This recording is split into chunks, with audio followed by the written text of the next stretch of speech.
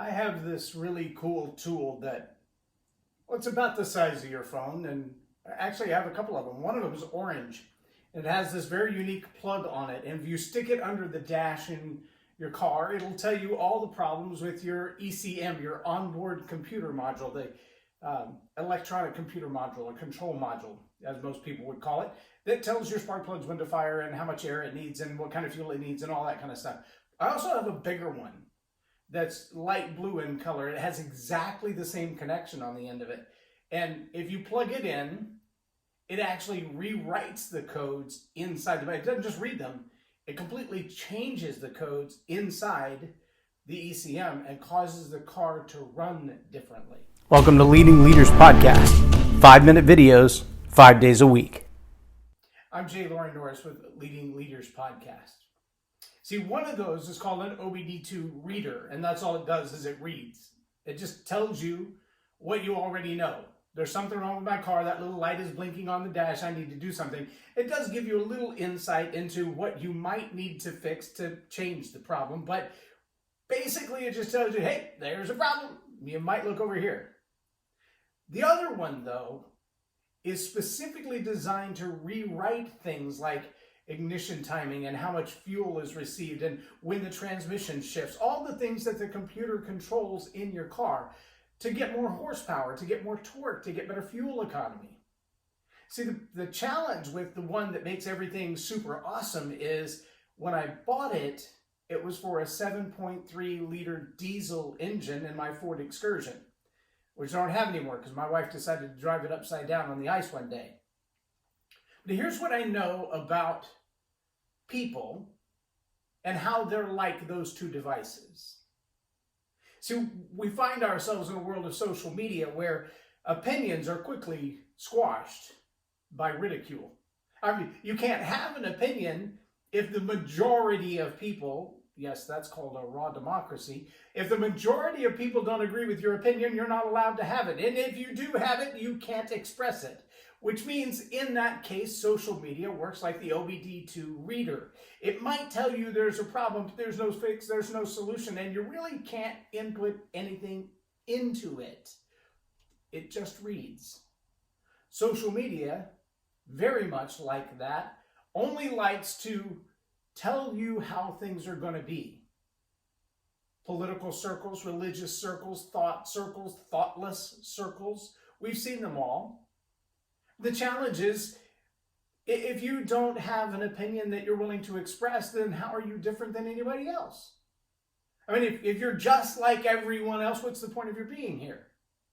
Seth Godin said it really well when he said, if you are doing business like millions of other people are doing business, and you do the same thing that millions of other people do, it's your point of view that makes you unique. It's your point of view, it's your opinion, it's your experiences, it's where you came from to arrive at these conclusions. That's what makes your ideas valuable. As a result of understanding that knowledge, long before I heard him say those words, I have spent the majority of my life having conversations, sometimes long, heated conversations, sometimes about very specific details at a very specific business at a very specific time, and yet very deep conversations about how this business function was going to happen. Chris Fry and I used to work together. Chris is another very intelligent guy, very well educated guy, graduated from Indiana, played football there. But when we worked together, man, we would butt heads on things, and people asked us several times, are you guys married? Because we'd go play racquetball and work it all out, and we were all good. We'd walk out of the room, both of us laughing, high-fiving, we lived in the same neighborhood, it was all good. But in that conversation, neither one of us wanted to give any ground because we knew that we had done our homework and we knew what we were talking about. And eventually, we would grind that down until both ideas merged together and it became something very important. See, I have those same kind of conversations with Dr. Kasanga Wakasanga and Babu Karlandi. I have the same conversations with Nelson Emedigwe and Jacob Miles, with Thelma Wells and Laurel Rolls. And these are people who fed into my life, that I've had deep, long, difficult conversations with about religion, about politics, about faith, about all of the hard stuff. But you know what's powerful is at the end of the day, we've all been able to step back and say, you know what? We may not agree on that. I sure respect your point of view. I see how you come to those conclusions. I understand where you're at. And see, in that way, that second module that I have that allows me to change the horsepower and change the torque and change the fuel delivery in my engine. In that way, those face-to-face relationships serve more in that way, where I can sit down with somebody, maybe over FaceTime. I've done hundreds of hours of coaching just over FaceTime. It may be over the phone. It may be over WhatsApp. It may be face-to-face over a cup of coffee. But to be open-minded enough to take your opinion badge off your sleeve for a second and lay it down there and talk human to human, to hear hearts. Michael Jarman is one of those that sometimes we get into those conversations. We've had 3-hour, 4-hour conversations on the phone. We used to live in the same neighborhood and we'd meet at the coffee shop and talk for a few hours at a time. Now it's usually by phone, but 2 or 3 or 4 hours. And we don't agree on politics at all. We're opposite ends of the spectrum, but we're both Air Force veterans. And we're both men of faith. We come from totally different walks of life. Him from an African-American culture, me from a redneck culture. And yet the love that we have for each other says we can disagree on a lot, but we're still going to agree on a lot as well. And I value you for your uniqueness, and I value you for your opinion.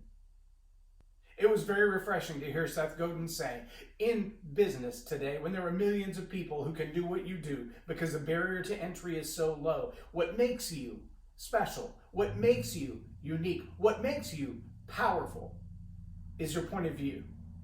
It was encouraging for me to hear that, and I want to encourage you. There are a lot of people who watch Leading Leaders Podcast, probably 8. And those 8 people, some of them will hit a like at the bottom, and some will just watch it and go, whatever. But then there are those who engage at the next level, and they send me a private message, and they meet me over coffee, and we dig in deep to things of faith and politics and psychology and education and world views. Right? You are welcome to engage me at that level whenever you feel brave enough, because I'm going to love you. But I'm going to tell you what I think, and I'm going to tell you what I know, and then I'm going to listen for what you think and what you know. I want to challenge you today. If you found yourself as a leader at any level, holding back on your opinions, burying your point of view for fear of offending someone, just understand that there are equal number of people who prize your opinion, who value your point of view, who hold in very high regard your personality and your life experiences. And they really want you to shine with them. So do that. Get out of your box. Don't let the social media police, if you will, tell you what to think and when to think and how to think and where to think. And if you're in DFW, buy me a cup of coffee and I'll sit down and challenge you to think for an hour or two. I'm Loren Norris with Leading Leaders Podcast for Tell It Like It Is TV. Have a blessed day. Subscribe now for our extensive video library of leadership lessons promoting faith, family, and freedom.